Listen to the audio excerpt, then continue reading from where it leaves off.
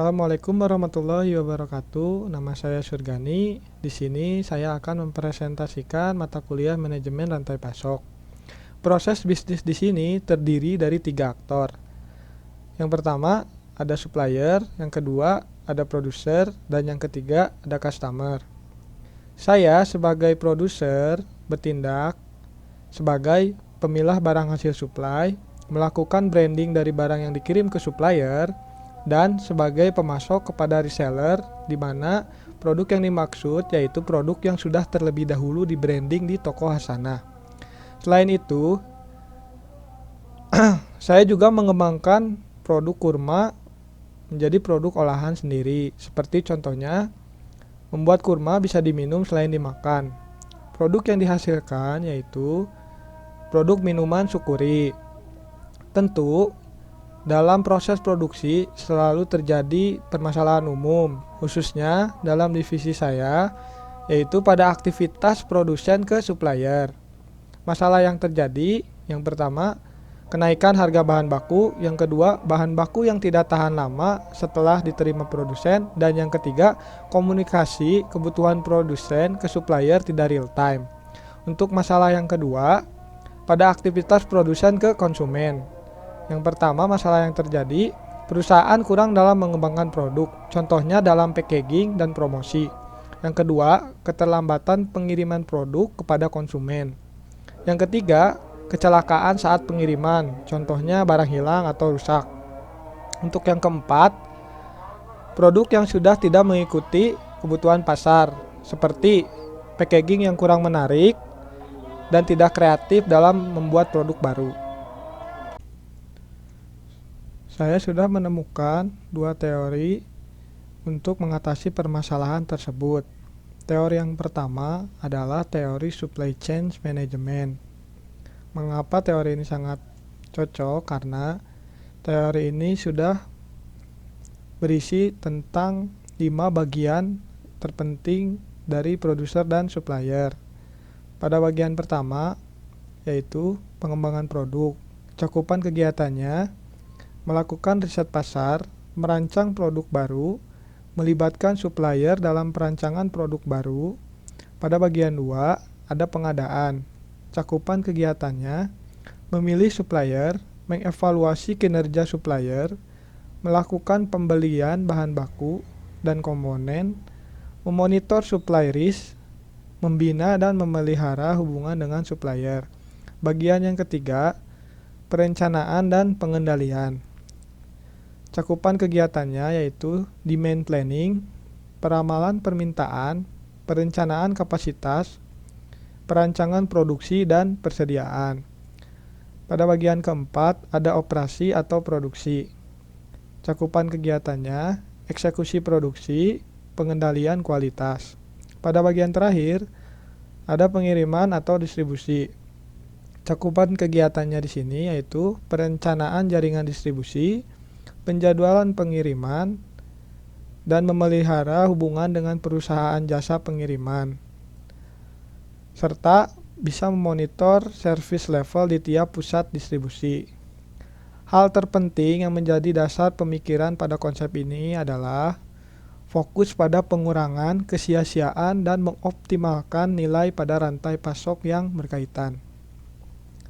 Untuk teori yang kedua, teori ini yaitu konsep ekonomi digital, di mana dalam konsep ini terdapat 12 konsep.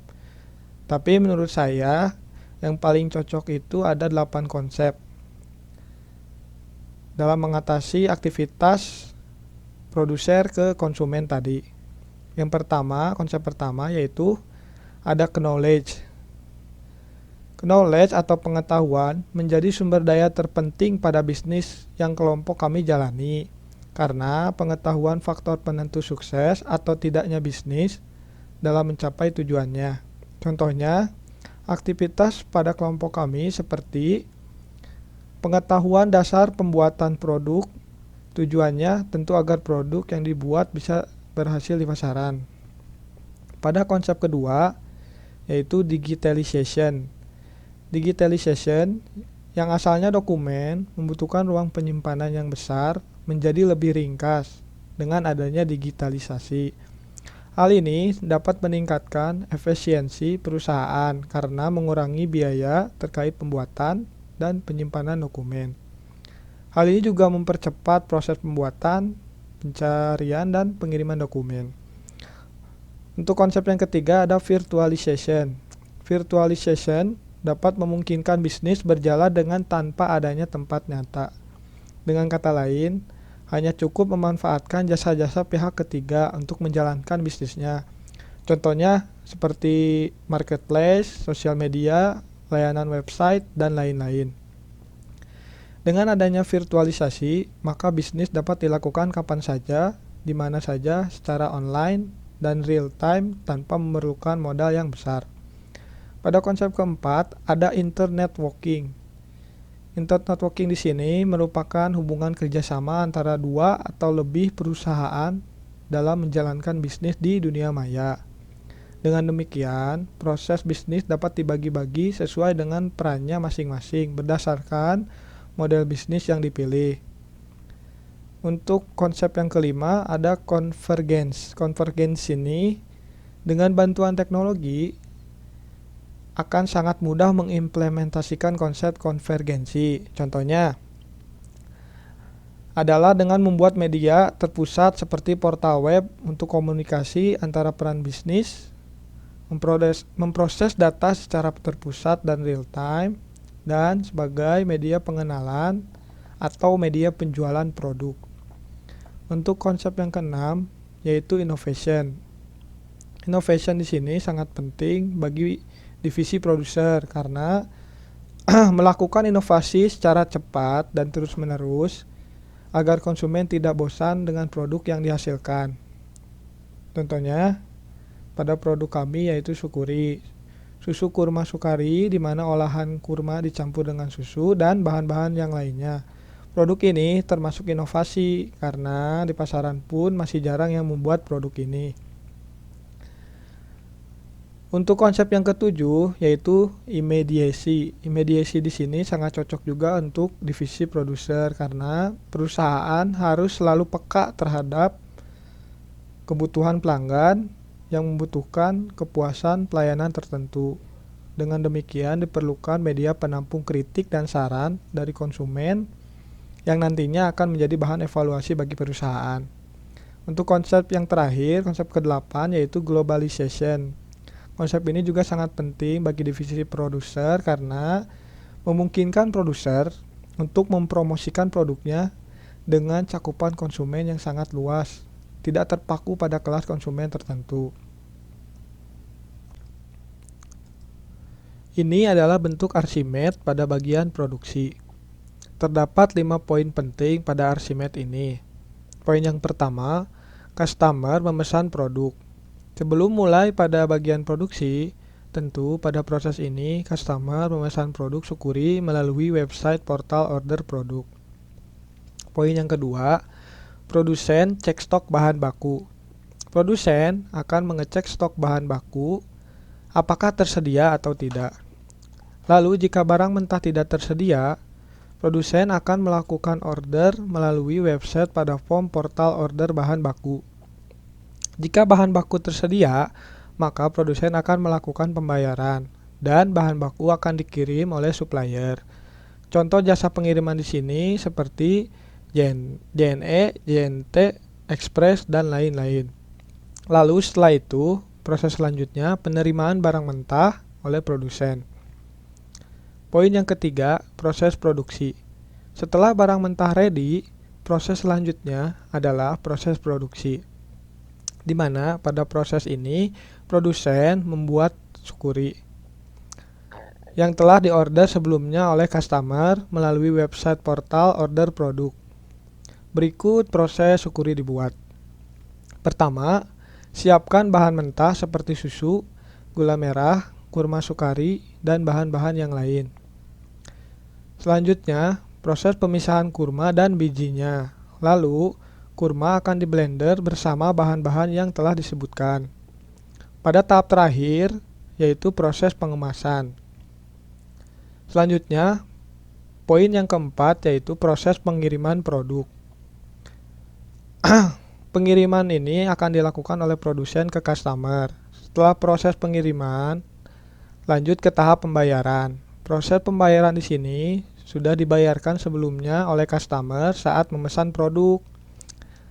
Jasa pengiriman di sini seperti JNE, JNT, Express, dan lain-lain.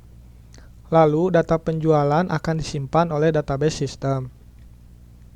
Pada poin yang kelima, proses survei. Pada bagian produser juga terdapat proses survei, di mana produsen akan melakukan survei kualitas, kebutuhan pasar, dan harga pasar. Hasil survei akan dimasukkan ke portal evaluasi dan akan masuk ke form review customer dan evaluasi. Portal halaman ulasan di sini juga disediakan untuk customer. Setelah customer menerima barang pesanan, customer bisa mengisi ulasan tentang produk yang dipesan, seperti memberikan testimoni, nilai produk, dan lain-lain. Tujuannya tentu agar produk yang kami hasilkan bisa lebih baik dan bisa memuaskan customer ke depannya. Lalu, pada bentuk Archimedes ini tentu sudah melakukan penerapan SCRM. Terdapat 3 poin penting di sini. Poin pertama yaitu menggunakan media sosial sebagai sarana komunikasi dengan pelanggan. Media sosial di sini bersifat real time, direct, dan personal. Kemampuan viralitas media sosial tak perlu diragukan lagi. Informasi yang disampaikan dapat mencapai pelanggan dengan sangat cepat dan mudah. Contohnya, dalam pengembangan produk seperti promosi melalui platform media sosial, memberikan diskon, dan jasa periklanan. Pada poin yang kedua, membuat website dan aplikasi khusus untuk pelanggan. Website dan aplikasi khusus ini selain dapat mengikat pelanggan, juga dapat menjadi branding yang baik. Lagi pula, website merupakan alat implementasi CRM yang wajib di era sekarang ini. Contohnya, dalam pengiriman barang memudahkan pelanggan dalam pelacakan paket, informasi layanan, dan mencegah adanya kecelakaan saat pengiriman seperti barang hilang atau rusak. Pada poin yang terakhir, yaitu melakukan analisa big data secara berkala. Semua data pelanggan yang didapat perusahaan harus dapat didokumentasikan dengan baik. Karena atas dasar data itulah banyak kebijakan perusahaan dapat diputuskan. Contohnya, testimoni pelanggan terhadap produk. Selanjutnya, tugas front office bagian produser di sini yaitu memantau stok barang mentah, memastikan layanan pelanggan tepat waktu dan akurat, menangani keluhan dan permintaan pelanggan, seperti form untuk meninggalkan kritik dan saran setelah pembelian customer selesai. Ini ditujukan untuk media atau acuan pengembangan produk ke depannya. Tapi, jika berbicara mengenai tentang perhitungan seberapa tinggi frekuensi permintaan pelanggan dari waktu ke waktu, akan bergantung pada request langsung dari klien, customer, dan reseller, karena kita menerapkan sistem PO untuk menjaga kualitas produk tetap fresh dan mencegah terjadinya penumpukan produk serta pembusukan produk, mengingat produk yang dijual adalah berupa minuman. Selanjutnya, tugas back office pada bagian produser di sini. Seorang back officer tidak melayani atau menanggapi keluhan konsumen atau bertatap muka secara langsung. Mengontrol dan pengecekan terhadap invoice dan pemesanan. Mengurus laporan penjualan dan pemasaran. Sistem informasi ini pun terpusat pada alamat yang sama dengan yang customer akses. Hanya saja, ada perbedaan role user, di mana yang berhak mengakses ke dalam back office ini hanya user-user perusahaan dan user supplier. Kelebihan teknologi yang akan digunakan dalam sistem baru ini yaitu pertama, internet. Dengan memanfaatkan teknologi ini, komunikasi antara pelaku bisnis dapat dilakukan dengan lebih mudah, cepat, dan efisien. Dalam kelompok kami, bentuk penerapannya adalah sebuah komunikasi terpusat dalam satu layanan web berupa portal yang dapat diakses oleh setiap pelaku bisnis. Yang kedua ada VPS atau Virtual Private Server yang digunakan sebagai media penyimpanan data dan layanan-layanan lain yang nantinya akan diimplementasikan.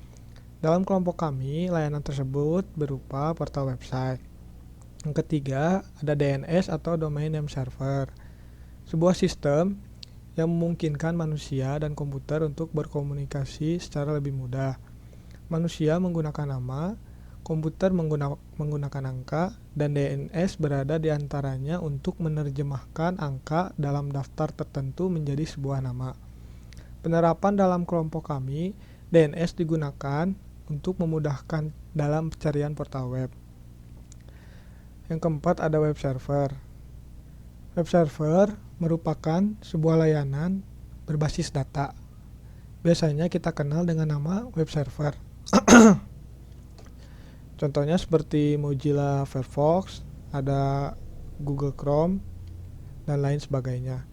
Penerapan web server pada sistem bisnis di sini yaitu penggunaan aplikasi Apache sebagai web server dan modul-modul tertentu berdasarkan kebutuhan untuk menunjang berjalannya bahasa pemrograman yang akan digunakan. Yang kelima ada database server. Database server adalah sebuah program komputer yang menyediakan layanan pengelolaan basis data dan melayani komputer atau program aplikasi basis data yang menggunakan model klien atau server. Penerapan pada sistem bisnis yang terjadi di dalam kelompok kami yaitu menggunakan program database PostgreSQL Server. Dan yang terakhir yaitu bahasa pemrograman. Bahasa ini memungkinkan seseorang programmer untuk menentukan secara persis data mana yang akan diolah oleh komputer, bagaimana data ini akan disimpan atau diteruskan, dan jenis langkah apa yang akan diambil dalam berbagai situasi secara persis. Bentuk penerapan web server pada sistem bisnis yang terjadi di kelompok kami yaitu penggunaan PHP dengan framework Laravel. Sekian presentasi dari saya. Mohon maaf jika banyak kekurangannya. Terima kasih atas perhatiannya. Assalamualaikum warahmatullahi wabarakatuh.